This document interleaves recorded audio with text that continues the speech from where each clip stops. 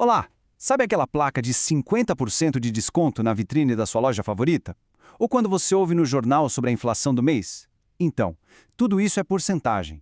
Hoje a gente vai desvendar essa que é basicamente a linguagem do dinheiro. E com isso, vai ser possível entender o mundo financeiro de uma forma totalmente nova. Bom, nesta análise, vamos construir o nosso conhecimento passo a passo. A gente começa com o básico, o que é uma porcentagem. Depois, vamos ver como usar isso no dia a dia, com descontos e aumentos. Aí, vou mostrar um atalho incrível, o tal do fator de multiplicação. E então, a gente conecta tudo isso com o mundo real, falando de inflação e de juros simples. Tudo pronto por aí? Então, vamos lá. Seção 1. O que é uma porcentagem? A base de tudo. É isso aí. Antes da gente sair calculando desconto, juros, enfim, precisamos ter certeza de que a base, o fundamento, está bem sólido.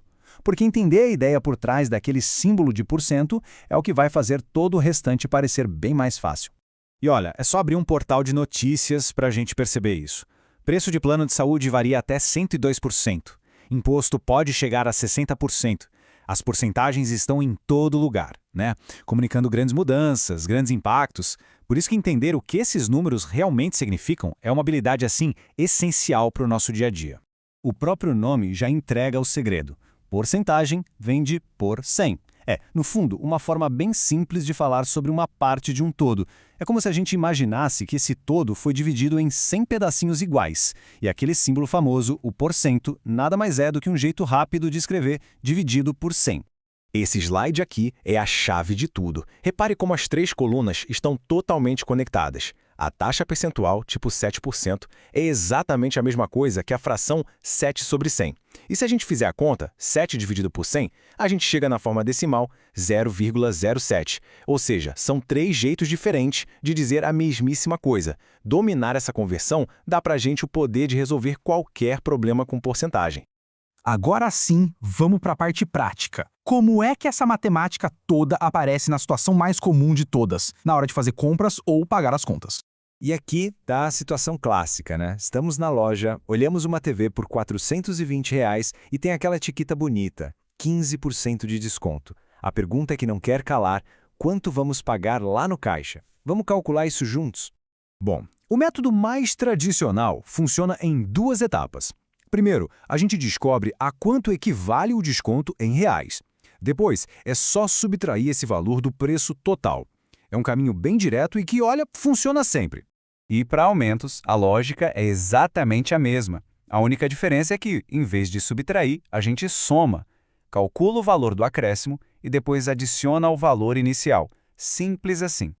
Ok, o método de 2 passos funciona perfeitamente, sem dúvida. Mas e se existisse um atalho? Um jeito de encontrar a resposta final com uma única conta? Pois é, essa é a mágica do fator de multiplicação. A ideia por trás disso é bem inteligente, na verdade. Em vez de calcular o desconto e depois subtrair, a gente cria um número único que faz tudo de uma vez. Pensa assim, ó, o número 1 representa o preço total, o 100%, sabe? E o i é a nossa taxa, o nosso percentual, só que na forma decimal. E esse slide aqui mostra a diferença que isso faz na prática. Do lado esquerdo, o caminho mais longo, calcular o desconto, depois subtrair. Funciona, claro, mas é mais demorado. Agora, do lado direito, o atalho. Se o desconto é de 15%, isso quer dizer que a gente vai pagar 85% do preço, certo? Então é uma conta só, 420 vezes 0,85. E pronto, chegamos no mesmo resultado, só que de um jeito muito mais rápido. É um verdadeiro truque. Seção 4. Inflação e poder de compra. Agora que a gente já dominou os cálculos, vamos aplicar isso a uma coisa que afeta o bolso de todo mundo, mesmo que a gente não perceba todo dia: a inflação. Já se ouviu falar em poder de compra? Esse é um conceito-chave. De um jeito bem simples, é a quantidade de coisas que o nosso dinheiro consegue comprar. E o grande ponto é que esse poder não é fixo, ele muda com o tempo. A inflação é exatamente isso, esse aumento geral e contínuo dos preços. Quando ela sobe, cada real que a gente tem no bolso passa a valer um pouquinho menos, porque precisamos de mais dinheiro para comprar as mesmas coisas de antes. E ela é medida, claro, em porcentagem. Vamos imaginar um exemplo prático para isso ficar mais claro. Digamos que um produto custe R$ 100 e a inflação seja de 1% ao mês. A inflação funciona como aumentos que vão se acumulando um em cima do outro. Vamos ver como isso acontece na prática.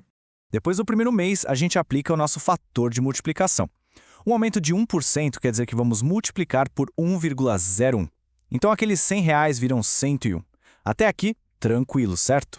E agora vem o ponto crucial, a virada de chave. O próximo aumento de 1% não é mais sobre os R$100 lá do começo. Ele é calculado sobre o novo preço, de R$101. Esse efeito bola de neve é o que a gente chama de juros compostos. E é exatamente por isso que a inflação, com o tempo, vai corroendo nosso poder de compra tão rápido. Para a gente fechar nossa análise, vamos para a seção 5. Agora a gente entra de vez na matemática financeira, começando com a base de qualquer empréstimo ou investimento, os juros simples. Juros são essencialmente o aluguel do dinheiro. E no caso dos juros simples, o cálculo é sempre feito com base no valor inicial, que a gente chama de capital. Não tem aquela história de juros se acumulando sobre juro, como vimos na inflação. A fórmula para calcular isso é bem direta. J igual a C vezes I vezes T. Ou seja, o total de juros, o J, que se vai pagar ou receber, depende de três coisas: do capital inicial, o C, da taxa de juros, o I, e por quanto tempo, o T, o dinheiro vai ficar aplicado ou emprestado. Vamos aplicar essa fórmula então. Se pegarmos um empréstimo de R$2.000, que é o nosso capital, a uma taxa de 12% ao ano, ou seja, 0,12 na forma decimal, por um período de 2 anos, a conta fica assim: 2.000 vezes 0,12 vezes 2. O resultado é R$480. Esse é o valor total de juros que seriam pagos no final desse período.